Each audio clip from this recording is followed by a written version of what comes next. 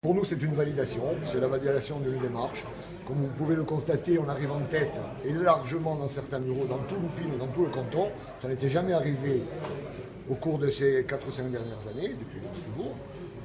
C'est donc la validation d'une certaine démarche qui a été, comme vous le savez, initiée en 2014 dans l'Union municipale.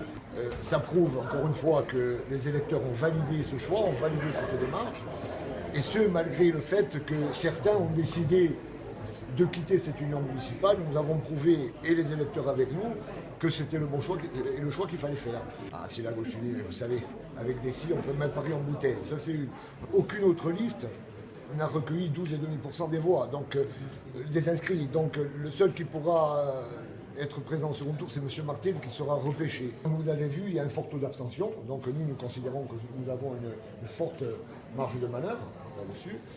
Et nous sommes véritablement confiants pour le second tour.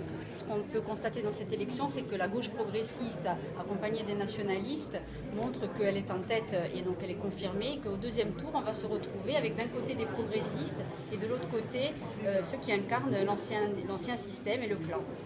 Nous arrivons en tête de ce premier tour et nous sommes la seule liste à pouvoir nous maintenir naturellement en ayant franchi la barre des 12,5%.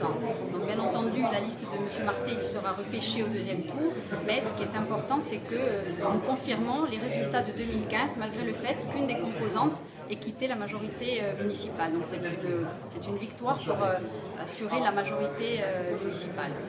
Nous ne craignons pas l'union dans la mesure où nous sommes aussi une partie de la gauche et donc nous croyons dans la force des électeurs et la conviction que nous pourrons déployer sur ce second tour sur les abstentionnistes pour les convaincre de confirmer encore une fois notre démarche, puisqu'aujourd'hui nous nous retrouvons en dualité entre les forces de progrès et les tenants d'un ancien système. Donc pour que nous puissions continuer dans ces politiques de transformation de la vie politique insulaire, nous avons confiance dans le fait que les abstentionnistes iront sans doute plus massivement voter au second tour.